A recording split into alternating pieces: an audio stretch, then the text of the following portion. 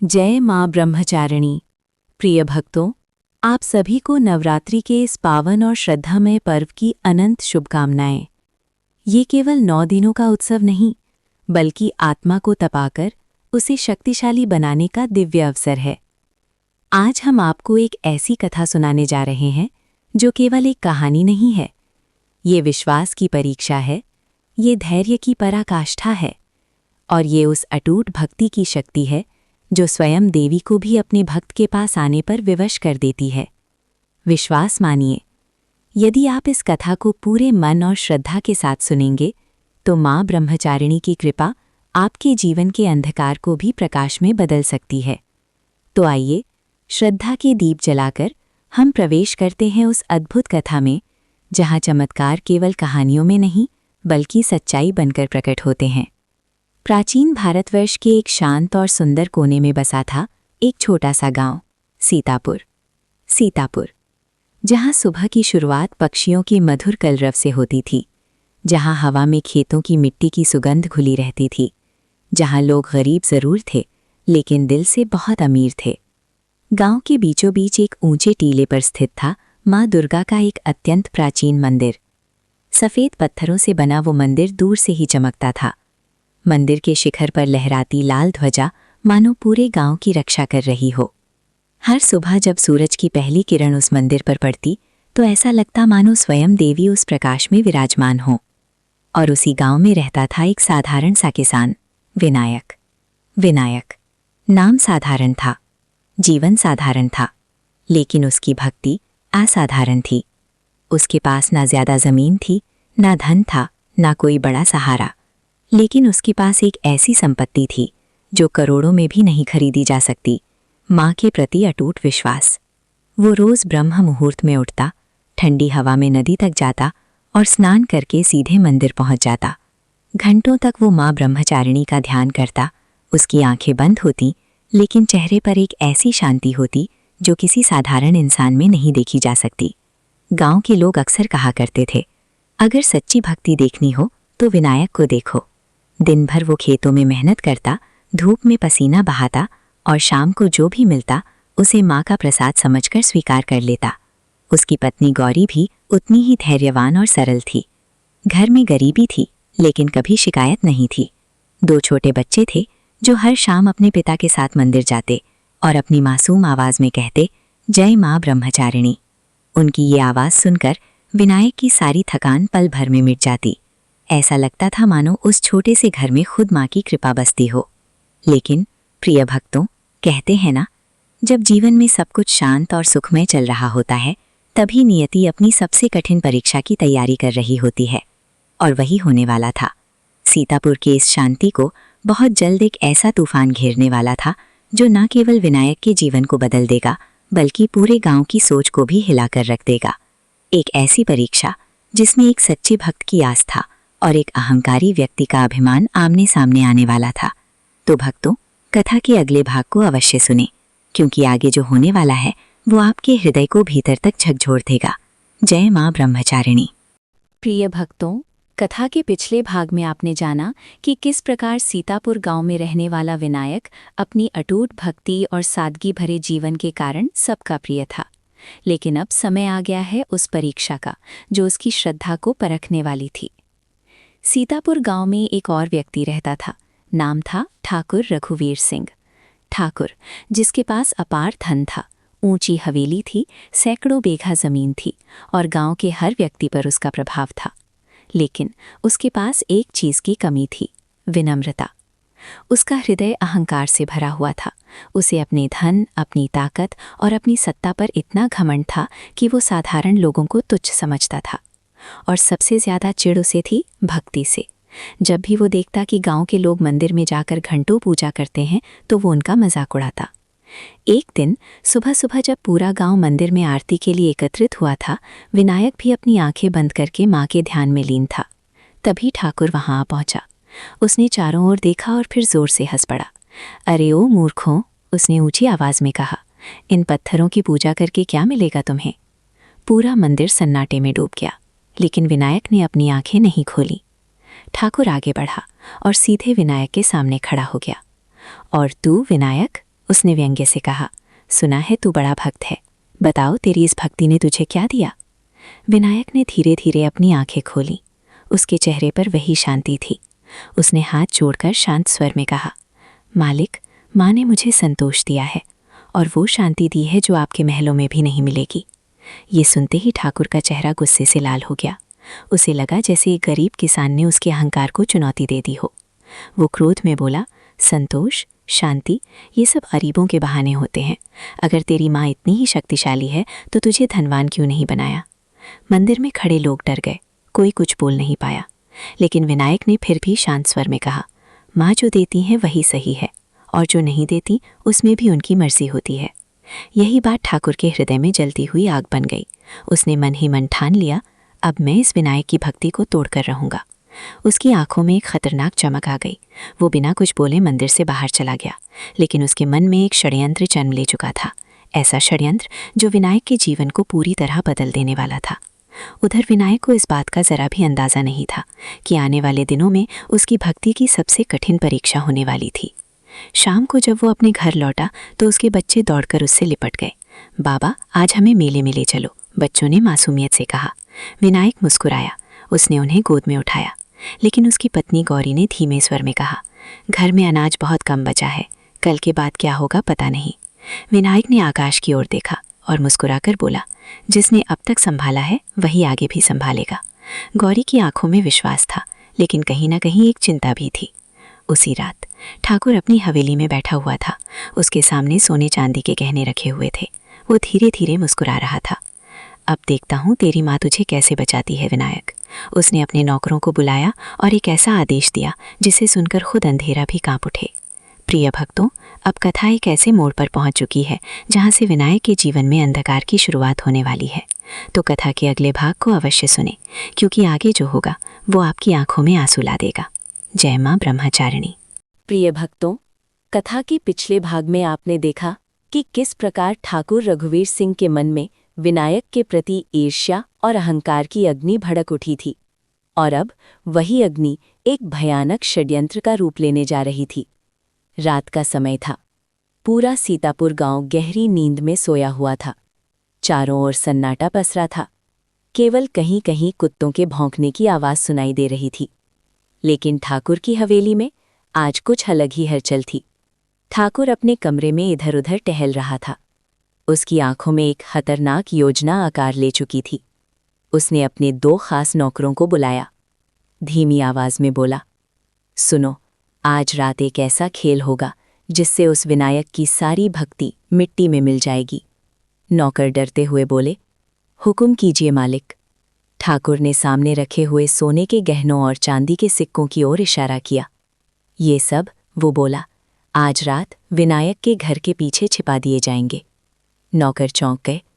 लेकिन मालिक, अगर पकड़े गए तो? ठाकुर हंस पड़ा। मूर्ख, पकड़े नहीं जाएंगे, बल्कि पकड़ा जाएगा विनायक। उसकी हंसी रात के सन्नाटे को चीरती हुई गूंज उठी। सुबह मैं शोर मचाऊंगा कि मेरे घर चोरी हुई है, और फिर सारा शक जाएगा उसी गरीब किसान पर। नौकरों के चेहरे पर डर था, लेकिन ठाकुर के आदेश के सामने उनकी एक ना चली। रात के अंधेरे में वे दबे पांव विनायक के घर की ओर बढ़े। विनायक का छोटा सा घर, जहां उस समय शांति थी, जहां अंदर उसके बच्चे गहरी नींद में सो रहे थे, और बाहर एक भयानक साजिश जन्म ले रही थी। नौकरों ने धीरे धीरे घर के पीछे मिट्टी खोदी और उसमें वो सारा धन छिपा दिया। फिर बिना कोई आवाज किए अंधेरे में गायब हो गए। उन्हें क्या पता था कि ये अन्याय बहुत जल्द न्याय को जन्म देने वाला है। सुबह हुई। सूरज की पहली किरण अभी गांव पर पड़ी ही थी कि अचानक चोरी, चोरी, ठाकुर की जोरदार आवाज पूरे गांव में गूंज उठी। पूरा गांव घबराकर बाहर निकल आया। लोग दौड़ते हुए ठाकुर की हवेली की ओर पहुंचे। ठाकुर छाती पीट पीट कर चिल्ला रहा था, मेरा सारा धन, मेरे गहने सब चोरी हो गए। गांव में हड़कंप मच गया। किसने किया होगा ऐसा काम? हमारे गांव में तो कभी चोरी नहीं हुई। तभी ठाकुर ने एक चालाकी भरी नजर भीड़ पर डाली और बोला, मुझे पूरा शक है कि ये काम उसी विनायक का है। ये सुनते ही पूरा गांव सन्न रह गया। क्या विनायक? नहीं नहीं, ये हो ही नहीं सकता। लोग एक दूसरे से कहने लगे, वो तो माँ का भक्त है, वो ऐसा कभी नहीं कर सकता। लेकिन ठाकुर यहीं नहीं रुका। उसने पहले से तैयार किए हुए झूठे गवाह बुला लिए। एक आदमी आगे आया और बोला, मैंने रात को विनायक को हवेली के आसपास घूमते देखा था। दूसरा बोला, हाँ, मैंने भी कुछ संदिग्ध आवाजें सुनी थी। झूठ का जाल धीरे धीरे फैलने लगा। उसी समय ठाकुर ने सिपाहियों को बुलवाया। जाओ, उसने आदेश दिया, उसके घर की तलाशी लो। कुछ ही देर में सिपाही विनायक के घर पहुंच गए। विनायक उस समय मंदिर जाने की तैयारी कर रहा था। अचानक इतने सारे सिपाहियों को देखकर वो चौंक गया। क्या हुआ? उसने विनम्रता से पूछा। सिपाही बोले, तुम पर चोरी का आरोप है, हमें तुम्हारे घर की तलाशी लेनी होगी। गौरी के हाथ से पानी का लोटा गिर पड़ा। नहीं, ये झूठ है, वो रोते हुए बोली। लेकिन सिपाहियों ने किसी की नहीं सुनी। वे घर के पीछे गए और कुछ ही क्षणों बाद उन्होंने वही गहने और सिक्के निकाल लिए। पूरा गांव स्तब्ध रह गया। विनायक की आंखें फटी रह गईं। उसके पैरों तले जमीन खिसक गई। ये कैसे हो सकता है? वो बुदबुदाया। गौरी रोते हुए उसके पैरों में गिर पड़ी। मैंने कहा था ना, ये सब झूठ है। लेकिन अब सच और झूठ के बीच की रेखा धुंधली हो चुकी थी।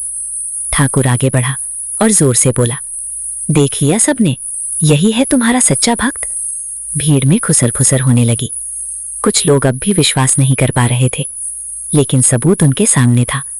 सिपाहियों ने विनायक को पकड़ लिया। उसके हाथों में रस्सियां बांध दी गईं। गौरी और बच्चे जोर जोर से रोने लगे। बाबा को मत ले जाओ, बच्चे चिल्ला रहे थे। विनायक की आंखों में आंसू थे, लेकिन उसके होठों पर एक ही नाम था, मां ब्रह्मचारिणी। प्रिय भक्तों, सच्चाई पर झूठ का ये पहला वार था।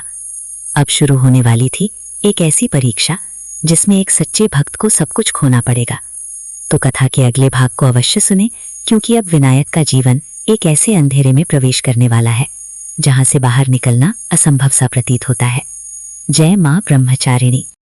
प्रिय भक्तों, कथा के पिछले भाग में आपने देखा कि किस प्रकार एक निर्दोष भक्त विनायक को झूठे आरोप में फंसा दिया गया और अब उसकी भक्ति की सबसे कठिन परीक्षा शुरू होने जा रही थी। सिपाहियों ने विनायक के हाथों को कसकर बांध दिया था। गांव के लोग चारों ओर खड़े थे। कुछ की आंखों में शंका थी, कुछ की आंखों में डर और कुछ के मन में अब संदेह भी जन्म लेने लगा था। गौरी विनायक के पैरों में गिरकर रो रही थी। ये सब झूठ है, मेरे पति ऐसा कभी नहीं कर सकते। उसके बच्चे अपने पिता से लिपट गए थे। बाबा, आप हमें छोड़कर मत जाओ। वो दृश्य इतना मार्मिक था कि पत्थर दिल इंसान की आंखों में भी आंसू आ जाएं। लेकिन अहंकार और झूठ जब मिल जाते हैं तो करुणा की आवाज़ दब जाती है। ठाकुर ने कठोर स्वर में कहा, ले जाओ इसे, ऐसे पाखंडी को सजा मिलनी ही चाहिए। सिपाहियों ने विनायक को खींचते हुए आगे बढ़ाया। विनायक ने एक बार पीछे मुड़कर अपने परिवार को देखा। उसकी आंखों में दर्द था, लेकिन भीतर कहीं एक अजीब सी शांति भी थी। उसने धीमे स्वर में कहा, रो मत गौरी, माँ सब देख रही हैं। ये कहकर वो सिपाहियों के साथ चल पड़ा। उधर गांव के बीचों बीच से गुजरते हुए लोग उसे देख रहे थे। कल तक जो लोग उसे सम्मान देते थे, आज वही लोग चुप खड़े थे। किसी ने आगे बढ़कर सच बोलने की हिम्मत नहीं की। यही तो सबसे बड़ा दुख होता है, जब सत्य अकेला पड़ जाता है। कुछ ही देर में विनायक को गांव की काल कोठरी में डाल दिया गया। वो कोठरी जहां अंधेरा ही अंधेरा था, जहां दीवारों पर नमी थी और जहां हर सांस में एक अजीब सी घुटन थी। लोहे की मोटी सलाखें, भारी दरवाज़ा और चारों ओर सन्नाटा। विनायक को अंदर धक्का देकर बंद कर दिया गया। दरवाज़ा जोर से बंद हुआ और वो आवाज़ मानो उसके जीवन की एक नई शुरुआत का संकेत थी, अंधेरे की शुरुआत। वो धीरे धीरे ज़मीन पर बैठ गया। कुछ क्षणों तक वो कुछ समझ ही नहीं पाया। फिर उसकी आंखों से आंसू बहने लगे।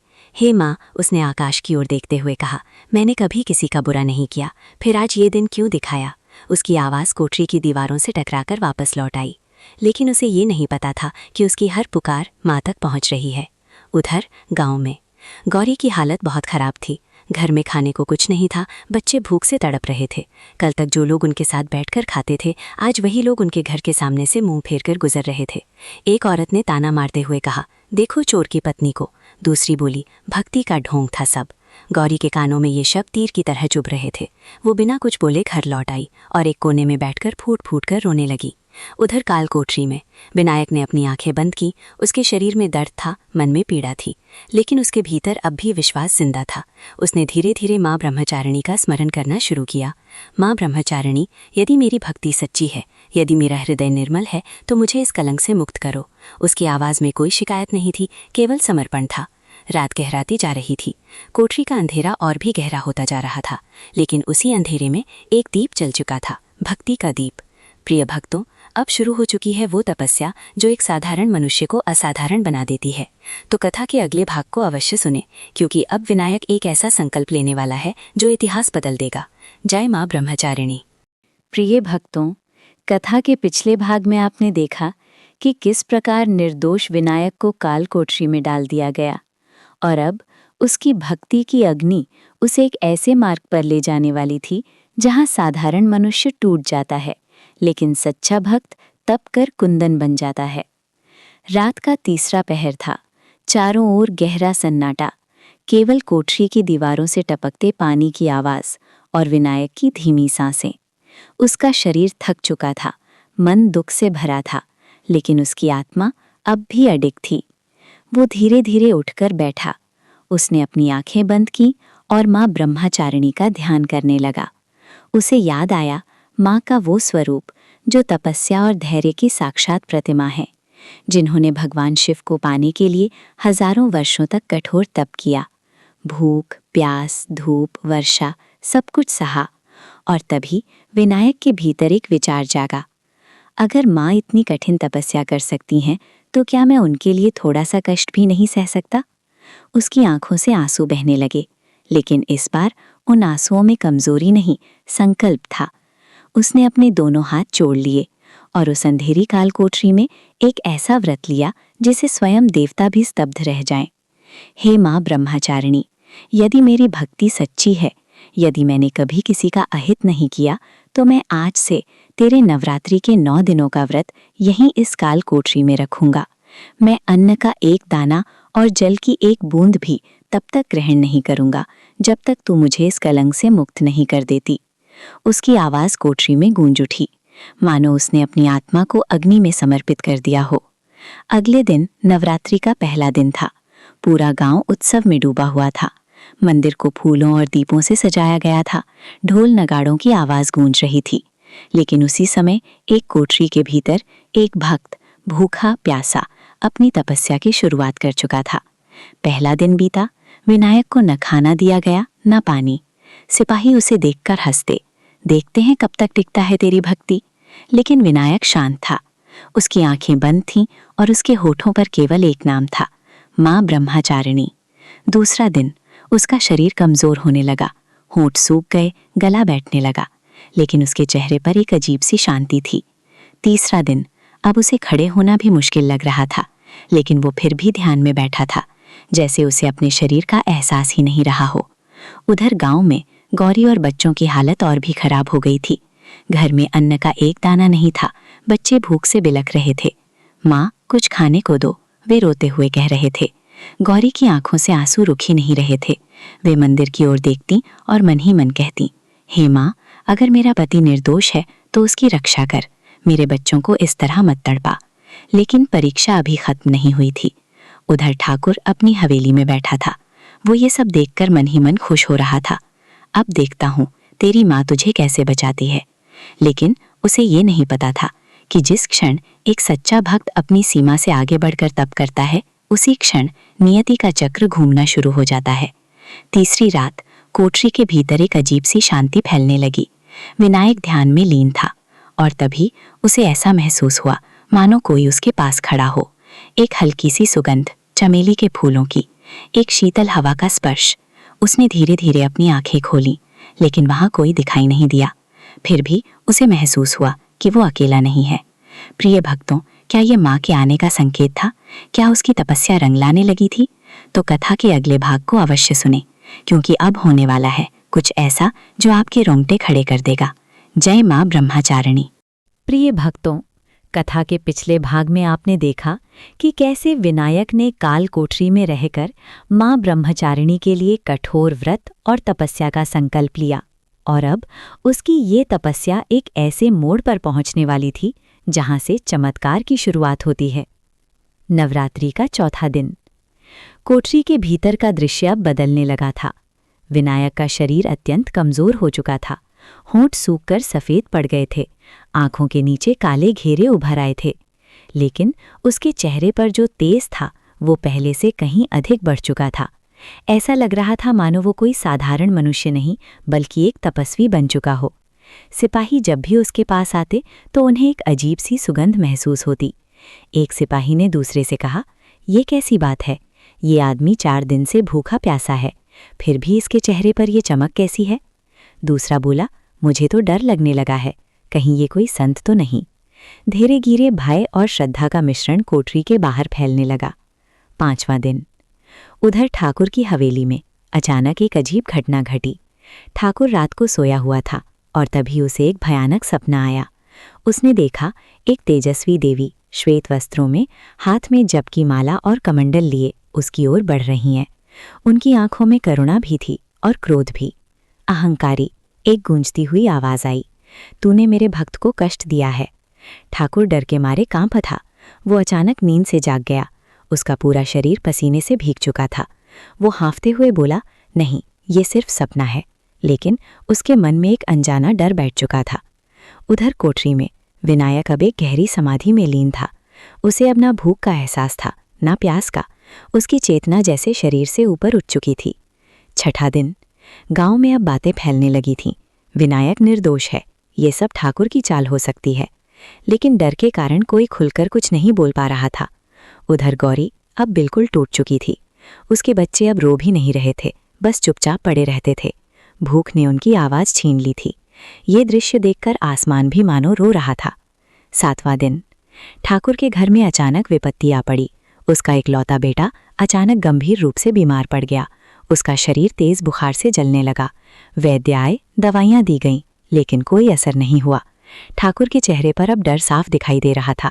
उसे बार बार वही सपना याद आ रहा था। कहीं ये उसी का परिणाम तो नहीं? लेकिन उसका अहंकार अब भी उसे सच स्वीकार करने से रोक रहा था। 8वां दिन। गांव में माहौल बदल चुका था। लोग अब धीरे धीरे ठाकुर के खिलाफ सोचने लगे थे और कोठरी के भीतर विनायक की हालत बेहद नाजुक हो चुकी थी। उसका शरीर हड्डियों का ढांचा बन चुका था, लेकिन उसके चारों ओर एक दिव्य आभा फैलने लगी थी। सिपाही अब उसके पास जाने से भी डरने लगे थे। एक सिपाही ने कहा, मैंने ऐसा दृश्य कभी नहीं देखा, ये कोई साधारण इंसान नहीं है। रात गहराती जा रही थी और तभी कोठरी के भीतर एक अद्भुत घटना घटित हुई। अचानक पूरा अंधेरा एक श्वेत प्रकाश में बदलने लगा। वो प्रकाश इतना कोमल, इतना दिव्य था कि उसे देखकर आंखों को शांति मिल रही थी। विनायक के चेहरे पर एक हल्की सी मुस्कान आई, जैसे वो किसी को पहचान गया हो। उसने धीरे से कहा, माँ, क्या आप आ गई? प्रिय भक्तों, क्या सच में माँ ब्रह्मचारिणी प्रकट होने वाली थी? क्या एक सच्चे भक्त की तपस्या रंग लाने वाली थी? तो कथा के अगले भाग को अवश्य सुने, क्योंकि अब होने वाला है सबसे बड़ा चमत्कार। जय माँ ब्रह्मचारिणी। प्रिय भक्तों, कथा के पिछले भाग में आपने सुना कि किस प्रकार विनायक की कठोर तपस्या अपने चरम पर पहुंच चुकी थी और अब वो क्षण आने वाला था जब भक्ति और दिव्यता का मिलन होने वाला था। नवरात्रि का 9वां दिन, महानवमी की वो पावन रात। पूरा सीतापुर गांव एक अजीब सी बेचैनी में डूबा हुआ था। मंदिर में दीप जल रहे थे, घंटियों की आवाज गूंज रही थी, लेकिन लोगों के मन में शांति नहीं थी। सबके हृदय में एक ही प्रश्न था, क्या सच में विनायक निर्दोष है? उधर ठाकुर की हवेली में अंधकार छाया हुआ था। उसका बेटा मृत्युशैया पर पड़ा था। सांसें धीमी होती जा रही थीं। ठाकुर अब पूरी तरह टूट चुका था। उसकी आंखों में नींद नहीं थी, चेहरे पर घमंड नहीं, केवल भय था। वो बार बार बुदबुदा रहा था, हे देवी, अगर मैंने गलती की है तो मुझे सजा दो, मेरे बेटे को बचा लो। लेकिन कभी दूसरों की पीड़ा पर हंसने वाला आज अपनी ही पीड़ा में तड़प रहा था। उधर काल कोठरी के भीतर वो क्षण आ चुका था। विनायक की सांसें बेहद धीमी हो चुकी थीं। उसका शरीर लगभग निश्चल था, लेकिन उसके चेहरे पर एक अद्भुत शांति थी। अचानक पूरी कोठरी एक दिव्य प्रकाश से भर उठी।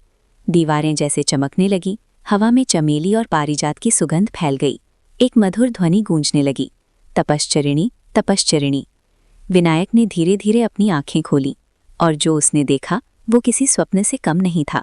उसके सामने श्वेत वस्त्रों में, एक हाथ में जप की माला और दूसरे में कमंडल लिए, साक्षात माँ ब्रह्मचारिणी खड़ी थीं। उनके चेहरे पर करुणा, आंखों में असीम प्रेम और उनके चारों ओर एक दिव्य प्रकाश मंडल।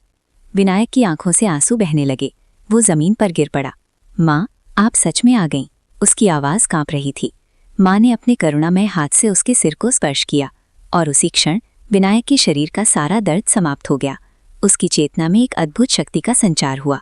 माँ की मधुर वाणी गूंजी, वत्स विनायक, तुम्हारी भक्ति, तुम्हारा धैर्य और तुम्हारा संकल्प मुझे तुम्हारे पास आने के लिए विवश कर गया।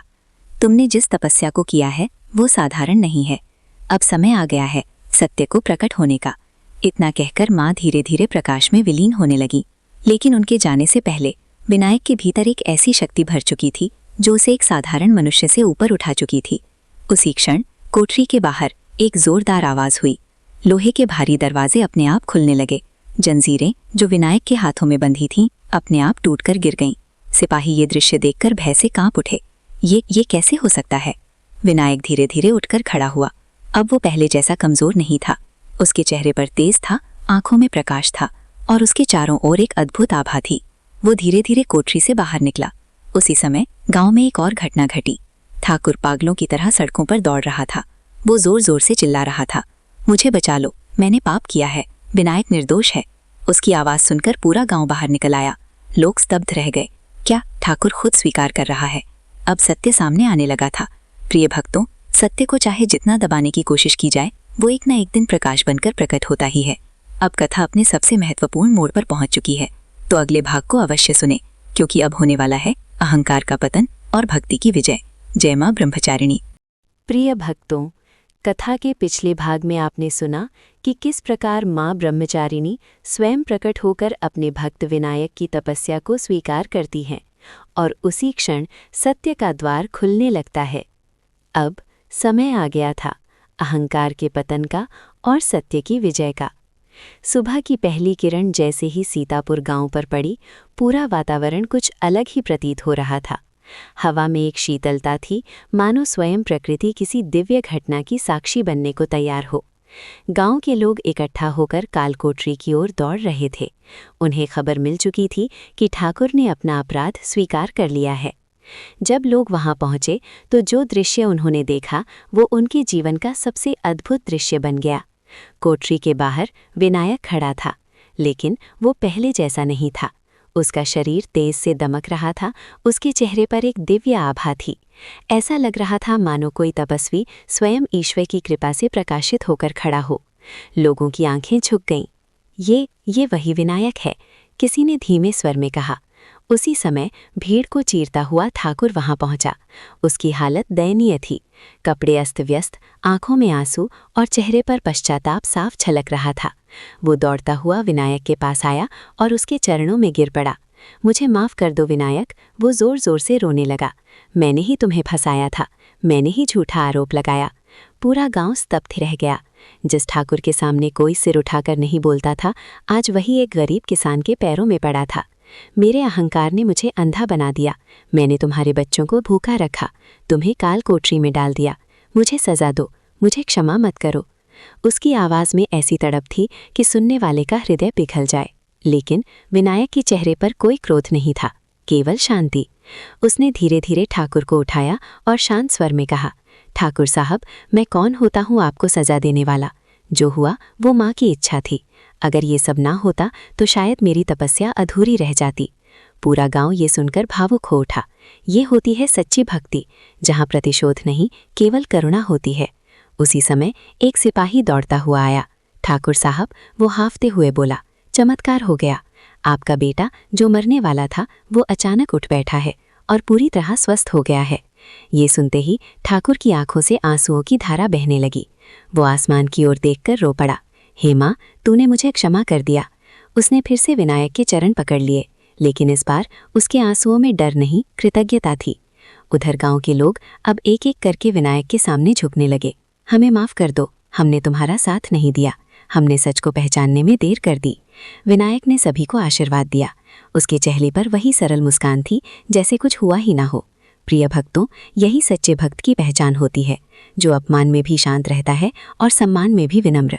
लेकिन कथा अभी समाप्त नहीं हुई है। अब बाकी है न्याय का अंतिम निर्णय और वो घटना जो पूरे गांव की दिशा बदल देगी। तो कथा के अगले भाग को अवश्य सुने, क्योंकि अब होने वाला है अंतिम परिणाम, जहां हर कर्म का फल सामने आएगा। जय मां ब्रह्मचारिणी। प्रिय भक्तों, कथा के पिछले भाग में आपने देखा कि किस प्रकार सत्य प्रकट हुआ, ठाकुर का अहंकार टूट गया और उसने अपने अपराध को स्वीकार कर लिया। लेकिन अब समय आ गया था न्याय के अंतिम निर्णय का। सीतापुर गांव में ये समाचार आग की तरह फैल चुका था। राजा तक भी ये बात पहुंच गई कि एक निर्दोष किसान को झूठे आरोप में कैद किया गया और एक बड़े जमींदार ने अपने अहंकार में आकर अन्याय किया। राजा ने तुरंत आदेश दिया, ठाकुर रघुवीर सिंह को दरबार में प्रस्तुत किया जाए। कुछ ही समय में दरबार सजा। सैनिकों ने ठाकुर को वहां लाकर खड़ा कर दिया। अब वो वही ठाकुर नहीं था जिसके चेहरे पर घमंड हुआ करता था। उसकी आंखें झुकी हुई थीं और चेहरा पश्चाताप से भरा हुआ था। राजा ने कठोर स्वर में पूछा, क्या ये सत्य है कि तुमने एक निर्दोष व्यक्ति को झूठे आरोप में फंसाया? ठाकुर ने बिना किसी हिचकिचाहट के कहा, हाँ महाराज, ये सब मैंने ही किया। पूरा दरबार सन्न रह गया। राजा का चेहरा क्रोध से लाल हो गया। तुमने केवल एक व्यक्ति के साथ अन्याय नहीं किया, बल्कि न्याय व्यवस्था का अपमान किया है। ऐसे अपराध के लिए केवल एक ही दंड है। दरबार में सन्नाटा छा गया। राजा ने ऊंची आवाज में आदेश दिया, ठाकुर रघुवीर सिंह को मृत्युदंड दिया जाता है। ये सुनते ही ठाकुर के पैरों तले जमीन खिसक गई। लेकिन इस बार उसने विरोध नहीं किया। उसने सिर झुका लिया और धीरे से कहा, मैं इस दंड के योग्य हूं। ये खबर पूरे गांव में फैल गई। लोग इकट्ठा होने लगे। जिस स्थान पर दंड दिया जाना था वहां एक बड़ा मैदान तैयार किया गया। फांसी का तख्ता खड़ा किया गया। पूरा गांव वहां मौजूद था। कुछ लोग संतुष्ट थे, कुछ के मन में दया थी और कुछ केवल ये देखने आए थे कि अहंकार का अंत कैसा होता है। ठाकुर को जब वहां लाया गया तो उसकी हालत बहुत खराब थी। शरीर कांप रहा था, आंखों से आंसू बह रहे थे। लेकिन इस बार उसके भीतर एक अजीब सी शांति भी थी, जैसे वो अपने पापों को स्वीकार कर चुका हो। राजा ने अंतिम बार पूछा, तुम्हारी अंतिम इच्छा क्या है? ठाकुर ने कांपते हुए हाथ जोड़कर कहा, महाराज, मुझे अपनी मृत्यु का कोई भय नहीं, लेकिन मैं एक बार मां ब्रह्मचारिणी को पुकारना चाहता हूं। पूरे मैदान में सन्नाटा छा गया। ठाकुर ने अपनी आंखें बंद की और पूरी आत्मा से पुकारा, हे मां ब्रह्मचारिणी, मैंने तुझे पत्थर समझा, तेरी शक्ति का उपहास किया। मैंने तेरे सच्चे भक्त को कष्ट दिया। मैं क्षमा के योग्य नहीं हूं, लेकिन यदि तेरी करुणा में जरा सी भी जगह हो तो मेरे इस अपराधी जीवन को समाप्त करने से पहले मेरी आत्मा को अपने चरणों में स्थान दे देना। उसकी आवाज में इतनी सच्चाई थी, इतनी पीड़ा थी कि वहां खड़ा हर व्यक्ति भावुक हो गया। विनायक भी वहां मौजूद था। उसकी आंखों में आंसू थे, लेकिन उसके मन में क्रोध नहीं, केवल करुणा थी। जल्लाद फांसी देने के लिए तैयार था। उसने रस्सी को ठीक किया और आदेश का इंतजार करने लगा। प्रिय भक्तों, अब वो क्षण आ चुका था जहां एक जीवन समाप्त होने वाला था। लेकिन क्या सच में यही अंत होगा, या फिर मां की कृपा एक बार फिर चमत्कार दिखाएगी?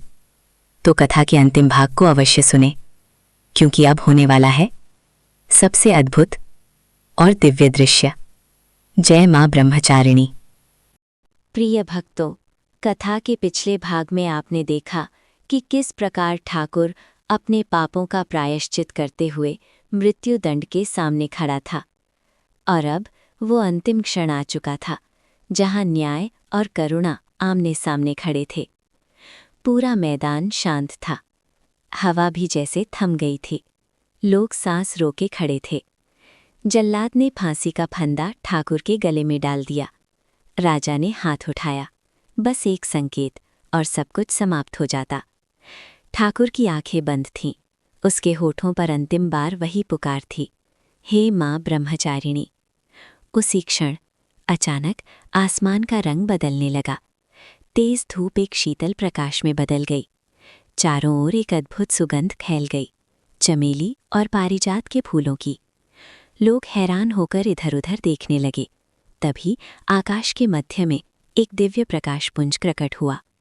वो प्रकाश धीरे धीरे फैलने लगा और फिर उस प्रकाश के भीतर से एक अलौकिक स्वरूप प्रकट हुआ। श्वेत वस्त्र, हाथ में जप की माला दूसरे हाथ में कमंडल, चेहरे पर असीम शांति, आंखों में अनंत करुणा। साक्षात माँ ब्रह्मचारिणी प्रकट हो चुकी थीं। पूरा गांव भूमि पर दंडवत हो गया। जय माँ ब्रह्मचारिणी चारों ओर गूंज उठा। माँ की दिव्य आभा जैसे ही ठाकुर को स्पर्श करती है, उसके गले का फंदा धीरे धीरे बदलने लगता है और देखते ही देखते वो फंदा सुगंधित फूलों की माला में परिवर्तित हो जाता है। जल्लाद का हाथ वहीं रुक जाता है, वो चाहकर भी कुछ नहीं कर पाता। राजा भी स्तब्ध रह जाता है। ठाकुर धीरे धीरे अपनी आंखें खोलता है और सामने माँ को देखकर फूट फूट कर रो पड़ता है। वो उनके चरणों में गिर जाता है। माँ, मैं अपराधी हूँ, मैं क्षमा के योग्य नहीं। माँ की मधुरवाणी गूंजती है। वत्स, जिस क्षण मनुष्य अपने अहंकार को त्याग कर सच्चे हृदय से अपनी भूल स्वीकार कर लेता है, उसी क्षण उसके पापों का नाश हो जाता है। तुमने अपने अपराध को समझा, पश्चाताप किया और सत्य को स्वीकार किया। यही सच्चा प्रायश्चित है। पूरा वातावरण दिव्यता से भर गया। उसी समय एक सिपाही दौड़ता हुआ आया। महाराज, चमत्कार हो गया। ठाकुर का बेटा जो मृत्यु के द्वार पर था, वो पूरी तरह स्वस्थ हो गया है। ये सुनते ही ठाकुर की आंखों से कृतज्ञता के आंसू बहने लगे। वो माँ के चरणों में गिरकर बोला, माँ, तूने मुझे जीवन दान ही नहीं, नया जीवन दिया है। माँ ने फिर पूरे गांव की ओर देखा और कहा, हे मेरे भक्तों, भक्ति केवल पूजा नहीं है। भक्ति है धैर्य, संयम और सत्य। जो कठिन समय में भी अपने मार्ग से विचलित नहीं होता, मैं सदा उसके साथ रहती हूँ। और जो अपने अपराध को पहचान कर पश्चाताप करता है, उसके लिए मेरी करुणा के द्वार कभी बंद नहीं होते। इतना कहकर माँ धीरे धीरे उस दिव्य प्रकाश में विलीन होने लगी और कुछ ही क्षणों में पूरा वातावरण फिर सामान्य हो गया। लेकिन हर व्यक्ति के हृदय में एक नई चेतना जाग चुकी थी। राजा ने तुरंत आदेश दिया, विनायक को सम्मान दिया जाए। पूरा गांव उसके चरणों में झुक गया। लेकिन विनायक आज भी वही सरल किसान था। उसके चेहरे पर कोई अहंकार नहीं, केवल एक शांत मुस्कान। ठाकुर ने अपना सारा धन गरीबों में बांट दिया और जीवन भर माँ के मंदिर की सेवा करने का संकल्प लिया। सीतापुर गांव अब पहले से भी अधिक पवित्र हो चुका था। प्रिय भक्तों, ये कथा हमें सिखाती है कि सच्ची भक्ति कभी व्यर्थ नहीं जाती, सत्य कभी हारता नहीं और माँ की कृपा से असंभव भी संभव हो जाता है। यदि आपका विश्वास अटूट है तो संसार की कोई भी शक्ति आपको हरा नहीं सकती।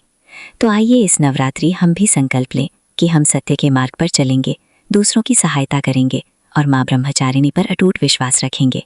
विश्वास मानिए, माँ आपकी झोली कभी खाली नहीं रहने देंगी। अगर आपको ये कथा पसंद आई हो तो इसे अपने प्रियजनों के साथ जरूर साझा करें और कमेंट में श्रद्धा से लिखें, जय माँ ब्रह्मचारिणी। इसी के साथ आज की ये पावन कथा यहीं समाप्त होती है। जय माता दी, जय माँ ब्रह्मचारिणी।